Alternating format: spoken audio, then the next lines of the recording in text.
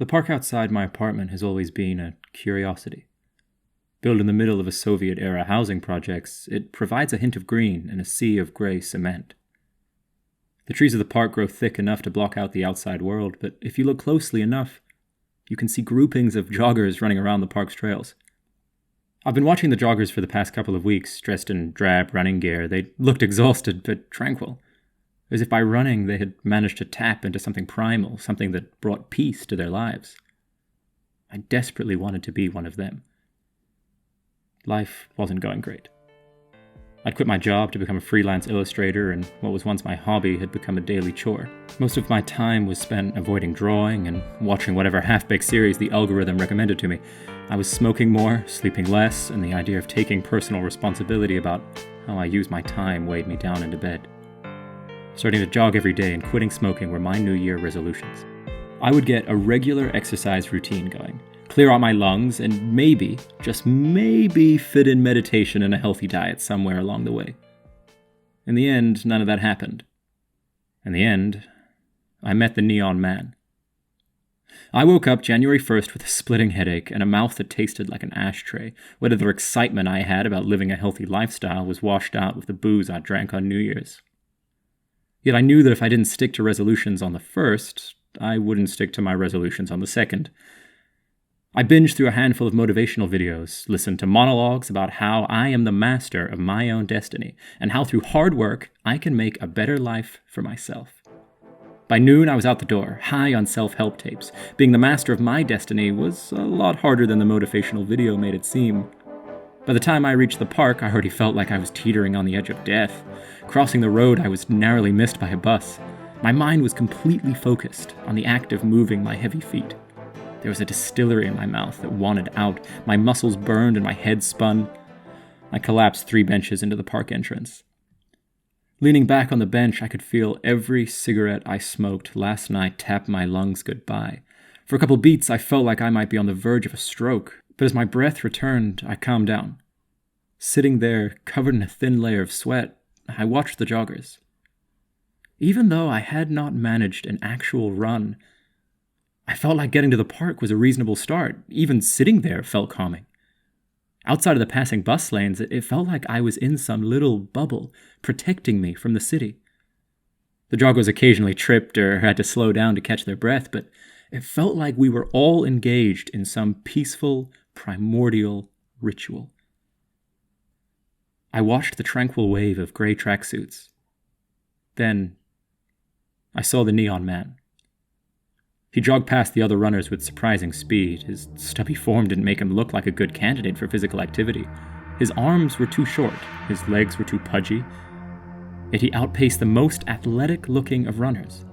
Clumps of fat bounced around in his neon green jogging suit. He sped past everyone else on the trail and headed straight towards me. "Stop running! Go home!" He had a pair of wraparound sunglasses on his head, the kind that I would imagine a stepdad who's really into fishing to wear. I could see a reflection of myself in them. "Sorry?" a mirror image of me asked. This set him off. He started stomping on the ground in anger. "I warned you!" His stomps got heavy. "Stop running! Go home!" With every stomp, his whole body jiggled. Layers of fat bounced up and down inside of their neon green prison as the pounding of his feet grew faster. There was something odd about his yelling. As if the words didn't really hold any meaning for him. As if he was simply trying to make noise to frighten me. "I warned you! I warned you! I warned you!" Before I could come up with an answer, his angry stomps turned mobile. He jogged away from me, still yelling, "I warned you! I warned you! I warned you!" He disappeared behind the trees, and his voice soon faded. No one in the park had noticed. They were entirely too focused on their own running to take in anything else. In a sea of headphones, no one noticed me, or the Neon Man. I left soon after. Whatever tranquility the park provided was taken away by the outburst of the strange green-clad man. I was scared he would come back and stick me with a switchblade or something. I walked back to my apartment. Inspiration just wasn't flowing when I got home. I wanted to get some light sketching done and try to drum up some commission work. But the internet led me into a procrastination rabbit hole. I got out about 6 hours later, having watched a dozen video essays about a children's TV show featuring cats in space that I've never seen. I felt like trash. My knees hurt from the minuscule amount of exercise I'd done that day, and my lungs had cleared out enough for them to crave another cigarette. I went into another rabbit hole, one made of doubts about one's value as a human being. I would have gone to sleep chronically unhappy, but instead I scrolled past a video of a championship domino stacker. The video started with impressive domino structures being tumbled. Seeing those meticulously planned sculptures was impressive enough, yet the true shock of the video came when the author of those sculptures was shown. He had no hands. Apparently his whole life people were telling him that he shouldn't stack dominoes if he has no hands. But he loved what he did, and he made do with his mouth. Now he was a championship domino stacker. He followed his dreams and didn't let anything get him down. Where were the naysayers now? Probably dead in poverty. I got a rush of inspiration. If he could achieve his dream and become the master of his own destiny, so could I. I had feet, and those feet were made for running. I crushed and flushed the pack of cigarettes I kept in case I wanted to start smoking again. Within 5 minutes of finishing the domino video, my laptop was closed, and I was in bed. I was going to get the best rest possible for my next run. No one was going to tell me what I can and can't do. If only that domino player gave up on his dreams. If only I never stumbled upon that video, things would have turned out much better. Instead, the domino player was living his best life on the other side of the globe, and I was dreaming sweet dreams of calm jogs. The Neon Man completely slipped my mind. He shouldn't have. There was a drizzle out the next day. The park was virtually empty. Still high off my motivation boost from the domino player, I decided that a little bit of drizzle wouldn't stop me from running. I geared up, watched 3 videos about tips for beginners joggers, and set out on my run. I made my way to the park with much greater ease than the day before. I paid attention to my breathing, didn't push the pace of the run past my comfort level, and held to a variety of other rules that YouTubers and nice jogging suits recommended. I slowly made my way through the park. My lungs hurt and my legs were feeling heavy, but there was a stride in my movement. I started to think about how human history, if you zoom far enough away from it, is just a bunch of guys chucking spears at deer and then running them down until they die. The trees had grown thick enough to block out the housing projects. It felt like I was far away from anything Soviet, like I was in the heart of nature. A thought about how I would fare among my hunter-gatherer ancestors started to brew in my mind, but it was smacked out of my head. The Neon Man punched me in the jaw. I barely kept my balance after the hit. He silently ran along from me, his reflective glasses aimed straight at me. "I warned you! I warned you! I warned you!" He screamed, mixing in some spittle into the drizzle that was hitting me. "Why?" I managed to squeeze out, before the pain properly spread through the jaw. This seemed to make him furious. He huffed and sprinted off around the corner. This was assault. I stopped and started searching for my phone. Reaching for the cops was my immediate response. The last time I'd been in a fist fight was in elementary school, and it did not go over well. I tried to get past my lock screen to dial, but before I could enter my PIN, I was shoved. Somehow, he managed to get behind me. The man was shockingly strong. As shrimpy as his arms were, his push managed to lift me off my feet and send me tumbling towards the tree line. A flurry of pain spread throughout my body as I landed. "I warned you! I warned you! I warned you!" He started to stomp in place again, his head trained squarely on me. The cops weren't coming. This man was clearly unstable, and anything that came out of my mouth was making him more agitated. Out of a mixture of fear and social anxiety, I nodded my head. Even though I didn't say anything, the Neon Man's stomping got even more frantic. He ran off once again. There was no way I was going back down that jogging trail. Whatever his running route was, I wanted to be as far away as possible. I opted to cut through the trees and make my way towards civilization by popping out among the bus lanes. The little that I knew about this man was that he did not like me running. So I made my way through the trees with the fastest limp I could muster.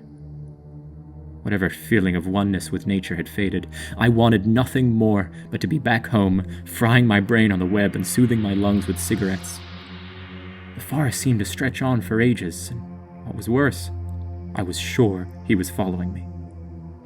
As I limped past all the branches that littered the floor, I could see flashes of an obnoxious green out of the corner of my eye.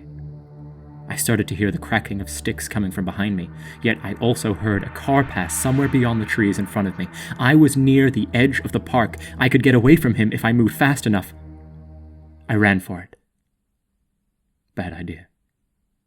As soon as I took a couple painful leaps, I was swiped to the side by a giant branch which the Neon Man held. I landed face down in the bunch of leaves and mud. "I warned you! I warned you! I warned you!"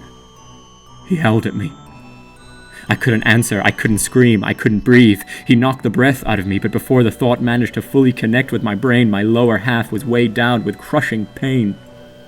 He was standing on my legs. "I warned you!"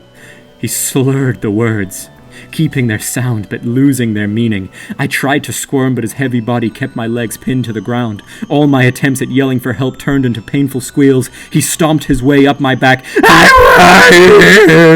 Adrenaline was kicking in. Every muscle in my body tensed. My lizard brain was taking control. I managed to turn my head. I could see his foot rising above my skull. A layer of mud kept 2 loose leaves on the bottom of his running shoe.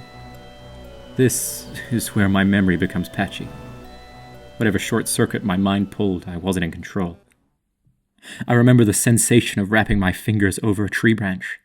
The whack of that branch hitting the Neon Man and then standing above him, swinging away. I don't know how many times I hit him. All I know is by the time I was done, the branch was broken. His glasses were smashed, his face was cut up, he wasn't moving. I had beaten a strange, unstable man to death with a tree branch. This was not the primal experience I came to the park for.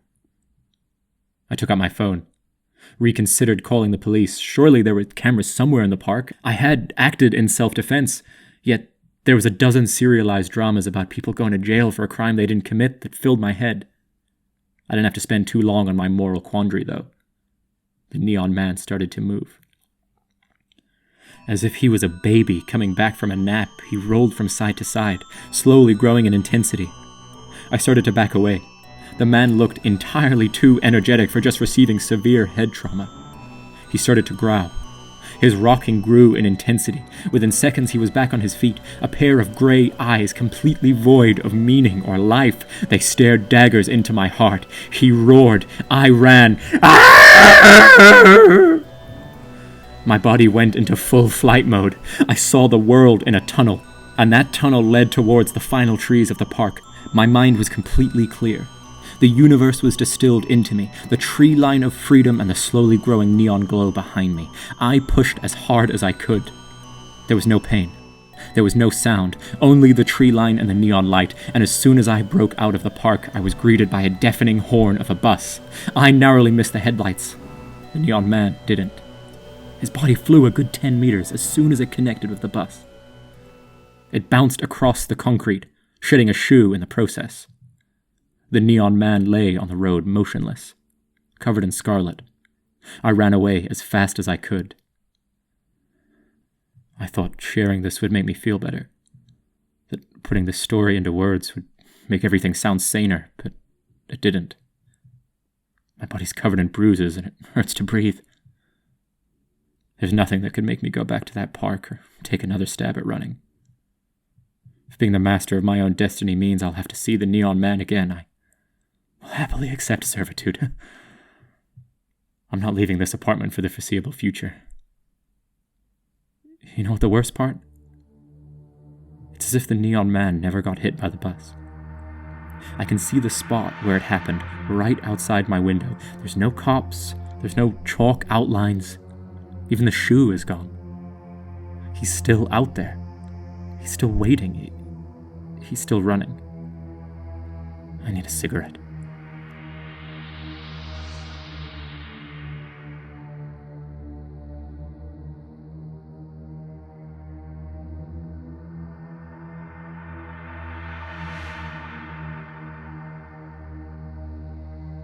Featuring the voice chords of Sam Barlien, music of Gábor, and art of Alena Polizhak. The Neon Man Won't Let Me Jog was written by me, Mike Jesus Langer.